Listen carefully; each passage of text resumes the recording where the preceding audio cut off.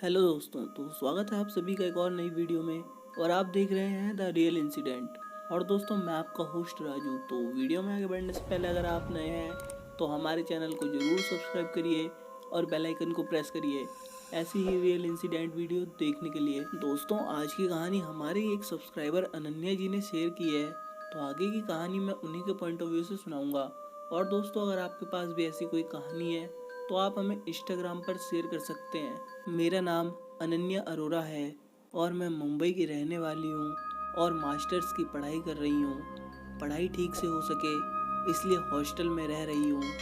आज मैं आपको उस कहानी के बारे में बताना चाहती हूँ जिसकी वजह से मेरी और मेरी 3 सहेलियों की रातों की नींदें हराम हो गई हैं। हर वक्त हमारे हॉस्टल के रूम में अजीबोगरीब घटनाएं होती रहती है।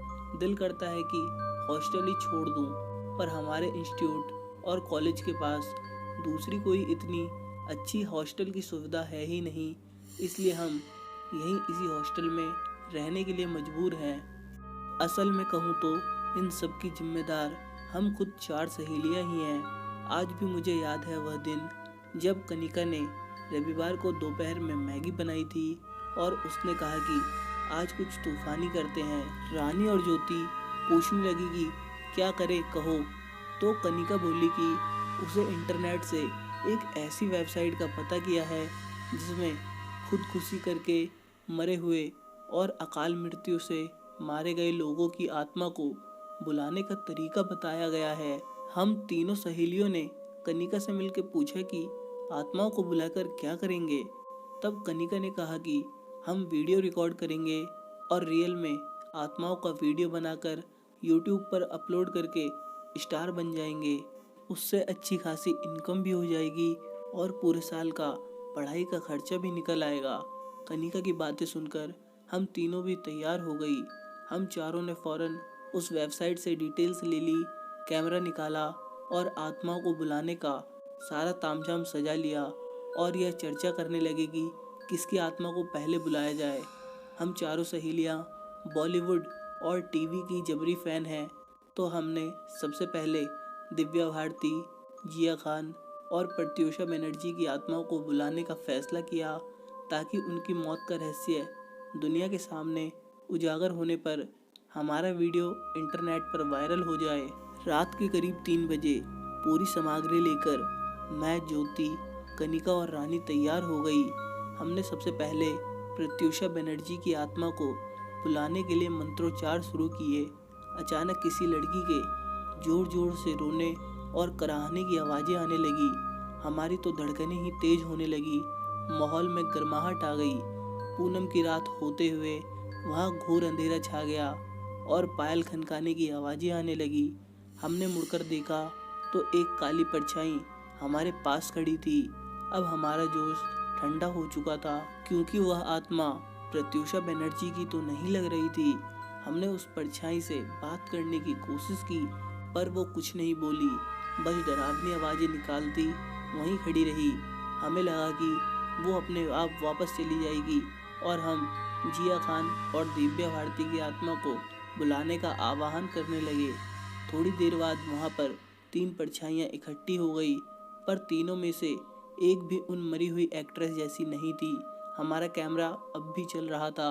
हमारे किसी भी सवाल का जवाब उनमें से किसी भी आत्मा ने नहीं दिया। हम अब इस खेल से ऊबने लगे थे। हमने फौरन बत्ती जला दी और जो हुआ उसे देखकर हमारी रूह कांप गई। उजाला होते ही वो तीनों आत्माएं विकराल प्रेत जैसी दिखने लगी और एक दूसरे से मारपीट करने लगी और एक दूसरे का मांस नोचने लगी। परछाई से प्रेत बनी इन आत्माओं की लड़ाई को देखकर और चीखों की चित्कारी सुनकर हमारे पसीने छूट गए। अब 3 में से 2 प्रेत आत्माएं अपने आप जा चुकी थी, पर सबसे पहले आई आत्मा अभी भी वहीं थी। ये वो आत्मा थी जिसे हम प्रत्यूषा बनर्जी की आत्मा समझ रहे थे। पीछे से बुलाई हुई दोनों आत्माओं ने प्रत्यूषा वाली प्रेत आत्मा को बहुत बुरी तरीके से घायल किया था। वो चल भी नहीं पा रही थी। खून और मांस से सनी हुई वो प्रेत आज भी हमारे हॉस्टल रूम में घूमती रहती है। हमें पता नहीं है कि आगे क्या होगा, पर हर रात वो हमारे कमरे के कोने में खड़ी होकर रोती रहती है और कभी कभी चीख पुकार भी करती है। हमें समझ नहीं आ रहा कि इस आत्मा को वापस कैसे भेजें। शायद हमसे बहुत बड़ी गलती हो गई है। हमें परलोक में भटकने वाली आत्माओं का संपर्क करना ही नहीं चाहिए था। हम चारों सहेलियों के हमारे अनुभव ने एक बात सिखा दी कि ऐसा जरूरी नहीं है कि जिस आत्मा का आवाहन किया जाए वही आएगी, और अगर किस्मत से वो आ भी गई तो हमसे बात करेगी, और अगर उसने बात की तो वो हमें नुकसान पहुंचाए बिना वापस भी जाएगी। इसलिए लोगों से हम यही कहना चाहेंगे कि इन सब खतरनाक चक्करों में ना पड़े तो ही अच्छा होगा। एक बात और, हमारे कैमरे में कुछ भी रिकॉर्ड नहीं हुआ था। तो दोस्तों, आपको ये सच्ची घटना कैसी लगी मुझे कमेंट करके ज़रूर बताइए, और वीडियो अच्छी लगी हो तो वीडियो को लाइक करिए और अपने दोस्तों के साथ शेयर करिए। और ऐसी ही रियल इंसिडेंट वीडियो देखने के लिए चैनल को ज़रूर सब्सक्राइब करिए। मैं मिलता हूँ आपको इसकी नेक्स्ट वीडियो में। तब तक के लिए गुड बाय, टेक केयर।